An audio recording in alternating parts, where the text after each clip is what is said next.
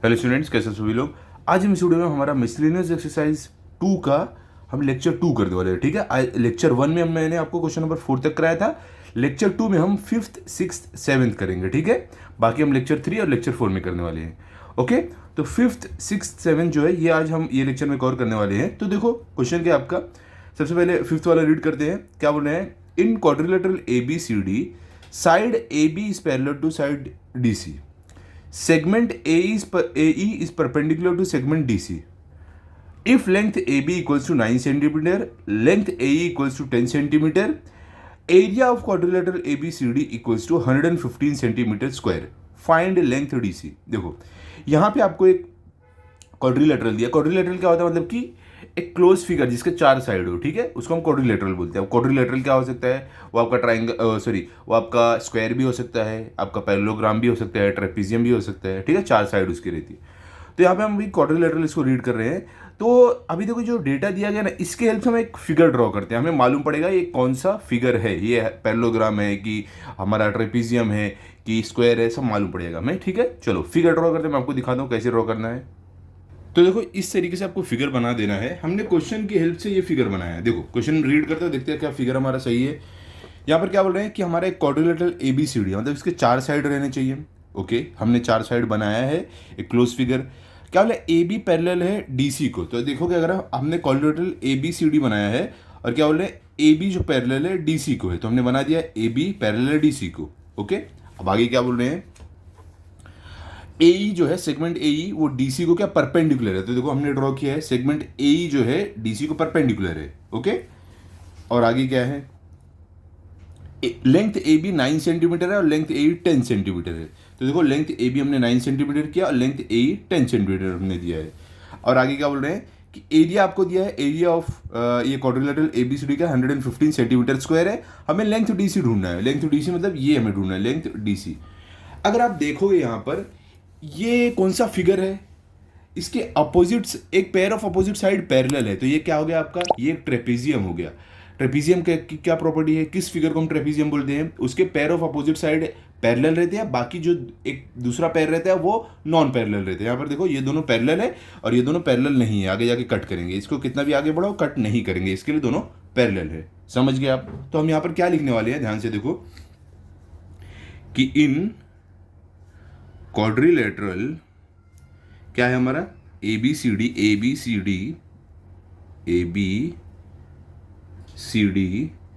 जो आपका side AB है, साइड AB है पैरेलल साइड DC को।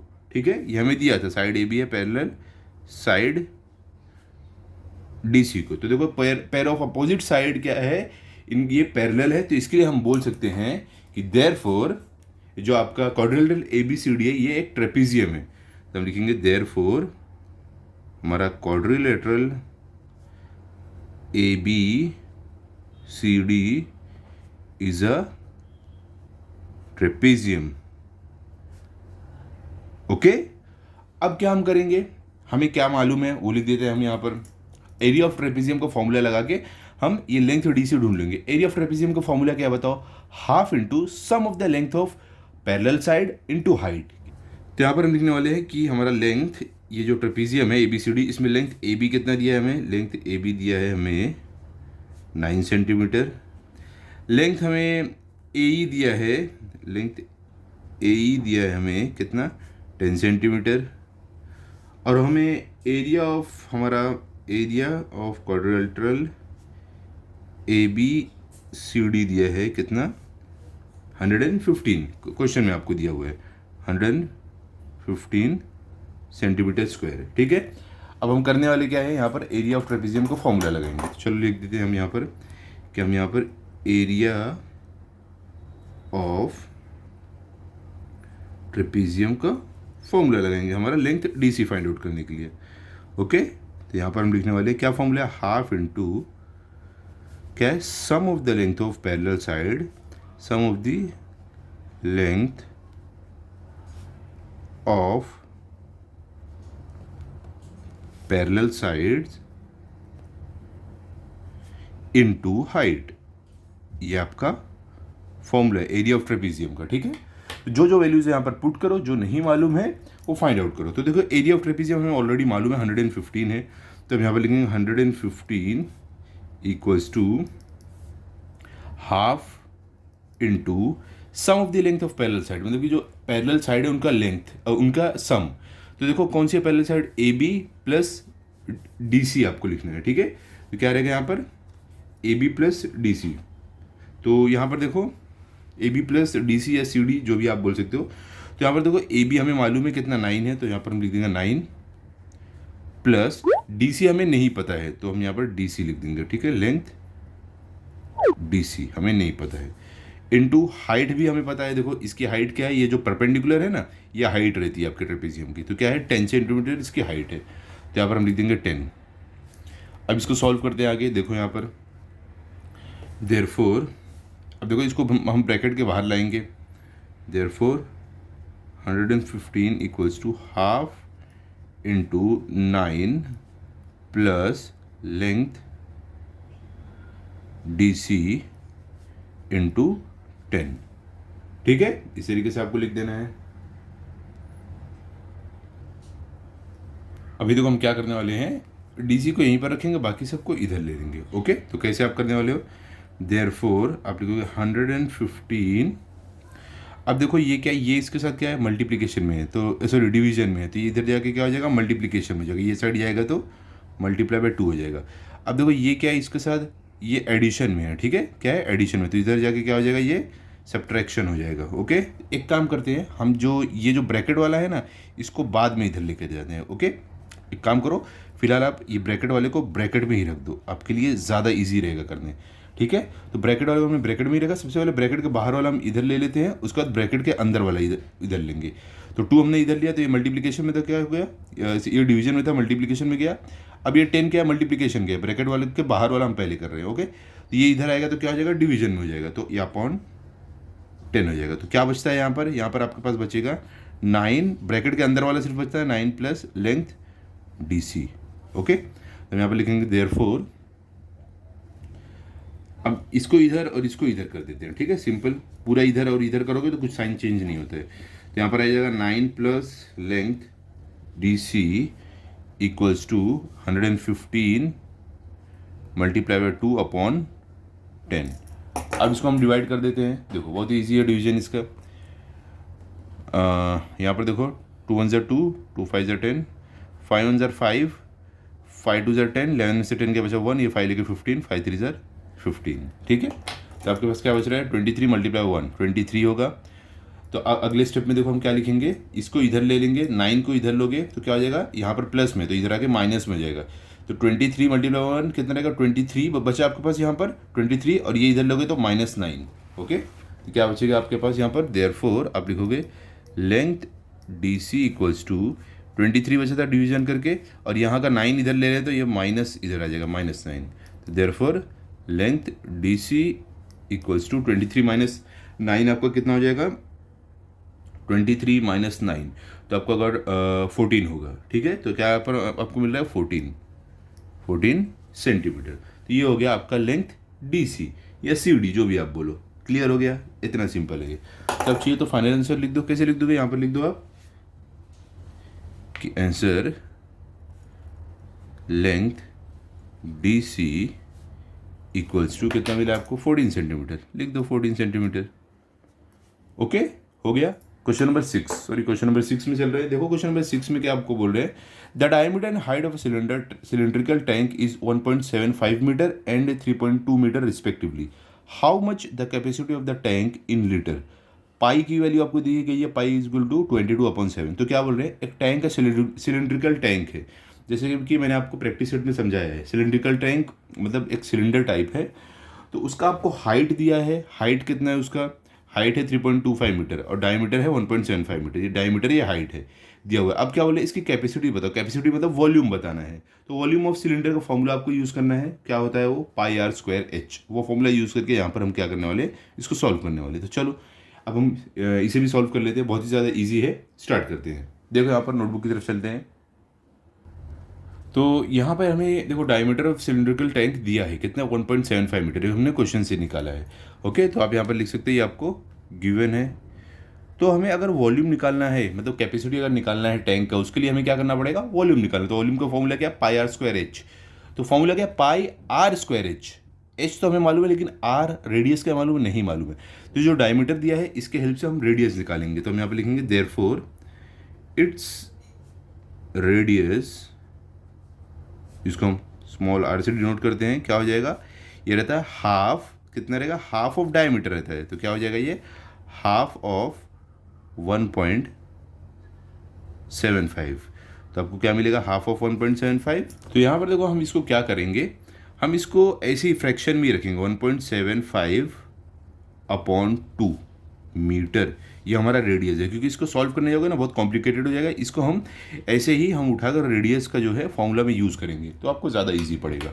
ठीक है, तो यहाँ पे हमें रेडियस मालूम पड़ गया, और हाइट जो है हमें ऑलरेडी दिया हुआ है। इसका हाइट जो हम स्मॉल एच से डिनोट कर सकते हैं, कितना दिया हाइट आपको, यहाँ पर हाइट हमें दिया हुआ है क्वेश्चन में, देखोगे तो 3.2 मीटर। कितना, 3.2 मीटर।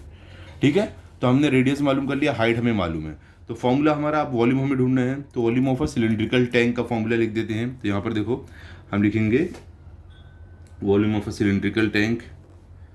तो volume of a cylindrical tank, formula क्या है बताओ, पाई आर स्क्वायर एच। देखो ये फॉर्मूला मैंने एकदम डिटेल में एक्सप्लेन किया प्रैक्टिस सेट में। आपको अगर जानना पाई आर स्क्वायर एच कैसे आ रहा है, आप जाकर प्रैक्टिस सेट देखो। ठीक है, उसके बाद आप ये सॉल्व करो, आपको अच्छे से समझेगा। अभी मैं डिटेल में समझाऊंगा तो बहुत लंबा वीडियो बन जाएगा, ऑलरेडी मैंने उसका 1 घंटे करीब वीडियो बनाया है, तो आप जाकर देख सकते हो। ओके, तो देखो यहाँ पर पाई हमारा क्या है, क्वेश्चन में हमें पाई दिया है 22/7, तो हम ये 22/7 लिखेंगे। मल्टीप्लाई बाय आर क्या है हमारा, आर हमने 1.75 लिया है, 1.75/2, तो 1.75/2 होल स्क्वायर। ओके, ये हो गया। मल्टीप्लाई बाय क्या है, एच हमारा कितना है, 3.2। ठीक है, तो यहाँ पर अभी देखो इसको हम आगे सॉल्व करते हैं। इक्वल टू 22/7 को हम कैसे लिख सकते हैं, 22/7 ही रखेंगे। मल्टीप्लाई बाय 1.75 का स्क्वायर, 1.75/2 का स्क्वायर, मतलब कि खुद से 2 बार मल्टीप्लाई होगा। तो 1.75/2 मल्टीप्लाई बाय 1.75/2 मल्टीप्लाई बाय 3.2। ठीक है, इस तरीके से हम इसको लिख सकते हैं। अब आगे सॉल्व करते हैं। अब यहाँ पर देखो, अगर आप देखोगे इसको हम डिवाइड कर सकते हैं। कैसे डिवाइड कर सकते हैं, ध्यान से देखो। यहाँ पर आप इसको डिवाइड कर सकते हो, 2 1 2, यहाँ पे 2 1 2, 2 1 2। ठीक है, और यहाँ पर देखो 2 1 2, यहाँ पर 2 1 2, 3 में से 2 गया बचा 1। अब देखो ये 2 लेकर 12 होगा, लेकिन और 2 6 कितना था 12, लेकिन आगे बढ़ने से पहले बीच में पॉइंट आ रहा है, तो पॉइंट लगा दो। अब इसका 1 और इसका 2 लेकर 12 हो रहा है, उसके बाद 2 6 12 हो रहा है आपका। ठीक है, अब देखो 7 और ये भी डिवाइड हो रहा है, तो कैसे करेंगे, 7 1 7। अब देखो क्या हो रहा है, ये 1 तो 7 से छोटा है तो डिवाइड होगा नहीं, तो हमें 7 ये भी साथ में लेके इसको 17 बनाना पड़ेगा, लेकिन उससे पहले पॉइंट आ रहा है तो इसके लिए हमें 0 पॉइंट लिखना पड़ेगा। अब 1 के साथ 7 को ले लो, 17 बन गया। अब 7 के टेबल में 17 के बराबर ही उससे छोटा है, उससे बढ़ाना है। तो देखो 7 1 7, 7 2 14, 7 3 21 हो रहा है। तो हम 7 2 14 करेंगे। 17 में से 14 गया, कितना बचा, 3 बचा। तो 3 और ये 5 लेकर कितना हो रहा है, 35। तो 7 5 क्या होता है, 35। ओके, तो अब देखो ये सब डिवाइड करके हमें क्या मिलता है, ऊपर न्यूमरेटर में हमारे पास बचता है यहाँ पर 11 मल्टीप्लाई बाय यहाँ पर 0.25 मल्टीप्लाई बाय यहाँ पर 1.75 मल्टीप्लाई बाय यहाँ पर 1.6। ओके, नीचे 1 1 है तो 1 1 नहीं लिखने की ज़रूरत नहीं है, इक्वल्स टू। अब इन सबको मल्टीप्लाई करो, आपको आपका वॉल्यूम या कैपेसिटी सिलेंडर की मिल जाएगी। तो चलो इन सबको मल्टीप्लाई करते हैं। तो देखो सिंपल है एकदम, यहाँ पर मल्टीप्लाई करके मैं आपको दिखाता हूँ। पहले क्या है, 11 मल्टीप्लाई बाय 0.25, ये दोनों कर लेते हैं। तो देखो 11 मल्टीप्लाई बाय 0.25। ओके, एक काम करते हैं, सिंपल हम इसको कर देते हैं। इसको हम पहले क्या करेंगे, 0.25 मल्टीप्लाई बाय 11 कर देते हैं, तो आपको मल्टीप्लिकेशन थोड़ा इजी पड़ेगा। कैसे, 0.25 मल्टीप्लाई बाय 11 या 11 मल्टीप्लाई 0.25 करो, एक ही बात होती है। तो 0.25 मल्टीप्लाई बाय 11 कर रहे हैं हम। तो 1 5 5, 1 2 2, 1 0 0, 1 5 5, 1 2 2, 1 0 0। तो अब इनको ऐड करो, क्या मिलेगा आपको 5 as it is, 2 + 5 7, 0 + 2 2, 0 as it is. अब देखो क्या है, लेकिन आपका आंसर तो ये आ गया है, लेकिन यहाँ पर देखो आपका जो नंबर है इसमें राइट साइड से 2 डिजिट के पहले क्या है, एक पॉइंट है। तो फाइनल आंसर में भी हम राइट साइड से दो डिजिट 1 2 डिजिट के पहले एक पॉइंट लगा देंगे। तो हमें क्या मिल रहा है 2.75। इन दोनों को मल्टीप्लाई करके हमें मिला 2.75। तो आपको जो ये आंसर मिला उसको मल्टीप्लाई करो 1.75 से। तो यहाँ पर हम करेंगे 2.75 मल्टीप्लाई बाय 1.75 इनको मल्टीप्लाई करते हैं। तो अब देखो यहाँ पर 5 हज़ार कितना होता है 25 का 5 यहाँ पर 2 कैरी ओवर, 5 से आंसर कितना होता है 35 + 2 लेके कितना हो जाएगा 37 का 7 यहाँ पर और 3 कैरी ओवर। 5 2 0 कितना होता है 10 + 3 कितना हो जाएगा 13। तो 13 का 13 पूरा यहाँ पर आ जाएगा क्योंकि आगे कुछ बचा ही नहीं है। ओके, अब 7 से करते हैं मल्टीप्लाई। तो यहाँ पर देखो 7 5 0 कितना होता है 35 का 5 यहाँ पर 3 कैरी ओवर। ओके, 7 से आंसर कितना होता है 49 + 3 कितना जाएगा 52 का 2 यहाँ पर और 5 कैरी ओवर। 7 2 14 + 5 लेके कितना हो जाएगा 19। तो यहाँ पर 19 आपका जाएगा। ओके, 1 से करो 1 5 5, 1 7 7, 1 2 2। अब इनको ऐड करो, देखो यहाँ पर आपको क्या मिलेगा 5, 7 + 5 12 का 2 यहाँ पर 1 कैरी ओवर, फिर 3 + 2 5 + 5 10 + 1 11 का 1 यहाँ पर 1 कैरी ओवर, 1 + 9 10 10 + 7 17 + 1 लेके आपका हो जाएगा 18 का 8 यहाँ पर 1 कैरी ओवर, 1 + 2 3 1 + 2 3 3 + 1 कैरी ओवर लेके हो जाएगा 4। तो आपको क्या मिला है 4 8 1 2 5। लेकिन अगर आप देखोगे आपका जो यहाँ पर जिससे मल्टीप्लाई किया है दोनों नंबर के पास डेसिमल है, तो यहाँ से भी 2 डिजिट के पहले डेसिमल है, यहाँ भी 2 डिजिट के पहले डेसिमल। तो टोटल कितना हुआ 1 2 इसका 2 डिजिट और 1 2 इसका 2 डिजिट। तो 2 2 4 डिजिट के पहले डेसिमल आपको फाइनल आंसर में लगाना है। तो 1 2 3 4 यहाँ पर आपका डेसिमल आ जाएगा। तो आपको क्या मिला 4.8125। तो यहाँ तक मल्टीप्लाई करके 4.8125 मिला है। अब उसको मल्टीप्लाई कर दो 1.6 से। ठीक है, तो चलो करते हैं। तो हमें क्या मिला है यहाँ पर हम साइड में इधर कर लेते हैं, इधर जगह कम बची है। आप रफ वर्क यहीं पर करना या तो लास्ट पेज पे कर लेना। ओके, ये साइड मत करना। तो देखो हमें क्या मिला है 4.8125 ये मिला है। ठीक है, इसको मल्टीप्लाई कर रहे हैं हम 1.6 से। तो 1.6 से करते हैं।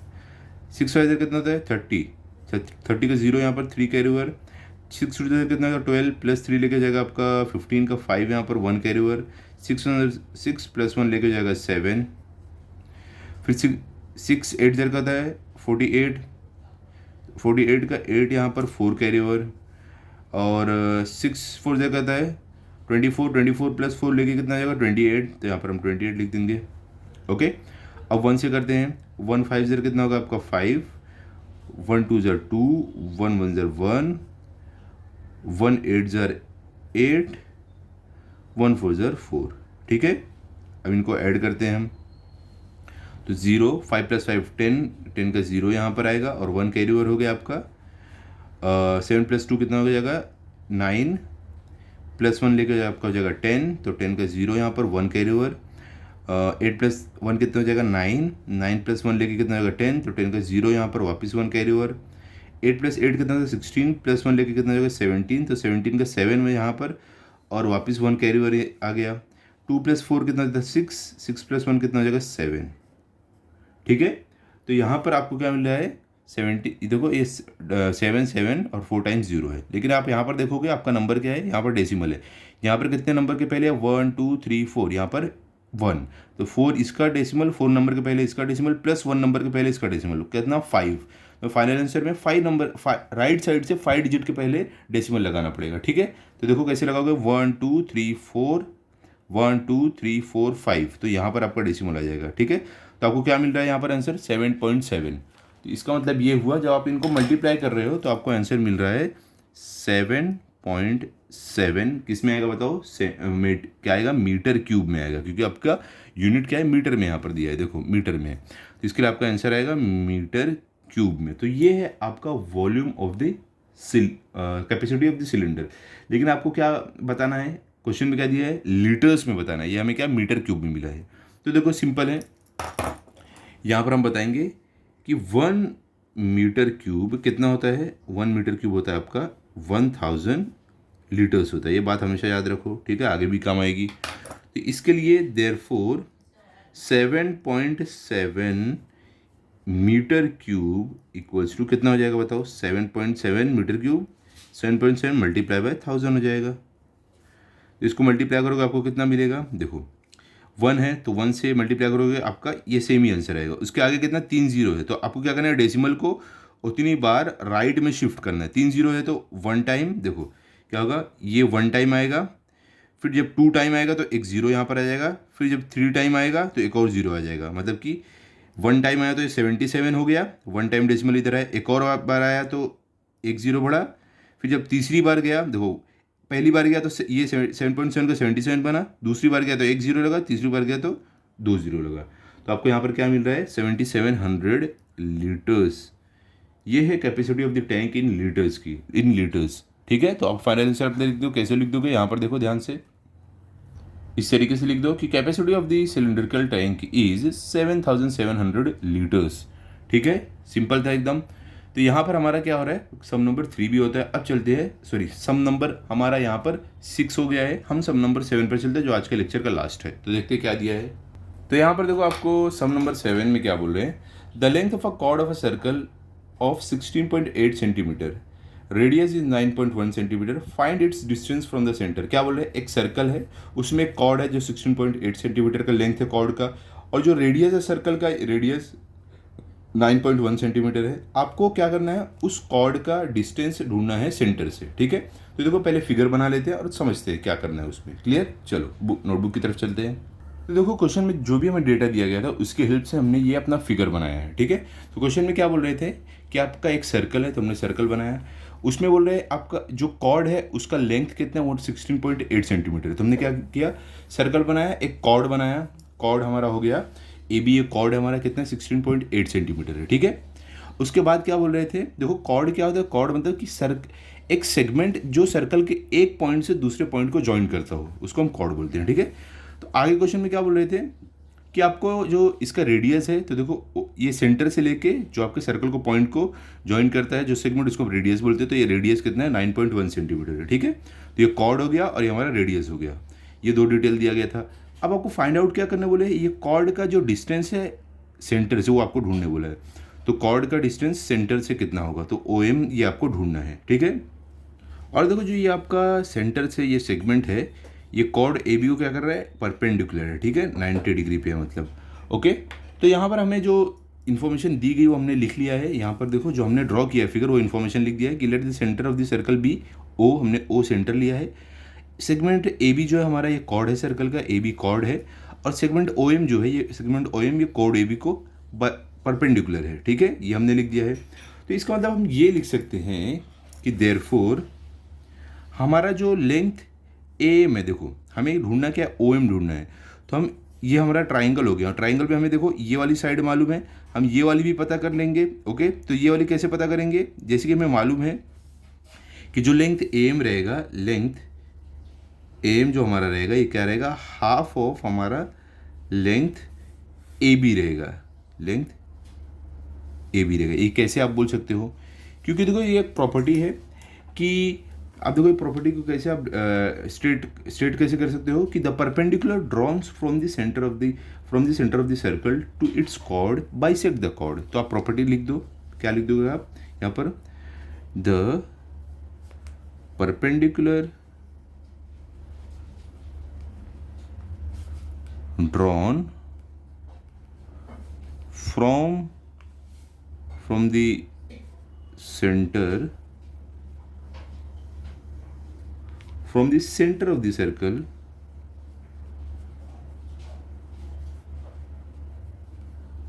circle to its chord bisect the chord, okay, to its chord bisects। ये प्रॉपर्टी है कि अगर आप सेंटर से कोई सेगमेंट ड्रॉ कर रहे हो कॉर्ड पर, वो उसको परपेंडिकुलर है और बाइसेक्ट करता है, उस कॉर्ड को, मतलब कि दो हाफ इक्वल हाफ में डिवाइड कर सकते हैं। तो अगर ये इक्वल हाफ में डिवाइड हो रहा है, मतलब ये हाफ और ये हाफ है, तो इसका मतलब ये हुआ कि एम जो रहेगा ये ए बी का हाफ रहेगा, बोल सकते हैं, ठीक है। तो इसके लिए हमने लिखा है एम जो है ये ए बी का हाफ है। तो इसका मतलब हम ऐसे लिख सकते हैं, therefore length M equals to, length A B हमें मालूम 16.8 है, तो हाफ इंटू 16.8 ऐसे हम लिख सकते हैं, ठीक है। तो इसको जब आप डिवाइड करोगे तो आपको क्या मिलेगा, देखो यहाँ पर 2 1 2, 2 8 16, बीच में पॉइंट आ रहा है तो पॉइंट लगाओ, फिर 2 4 8, आपको कितना मिल जाएगा लेंथ एम। यहाँ पर लिखेंगे देयरफॉर लेंथ एम जो हमें मिल रहा है वो क्या मिल रहा है, 8.4 सेंटीमीटर मिल रहा है, ठीक है। तो हमें ये भी मालूम पड़ गया 8.4 सेंटीमीटर है एम। अब हम देखो ये क्या है आपका, ये राइट एंगल ट्राइंगल है। तो राइट एंगल ट्राइंगल में हम क्या करेंगे, अभी ये इस पे हम पाइथागोरस थ्योरम लगाएंगे। तो पाइथागोरस थ्योरम बोलते हैं क्या, hypotenuse square equals to length M square plus length O M square. तो इसके हेल्प से हम ओ एम जो हमारा कॉर्ड का सेंटर से डिस्टेंस है वो फाइंड आउट कर लेंगे, सिंपल है। तो देखो अभी हम क्या लिखेंगे यहाँ पर हम लिखेंगे इन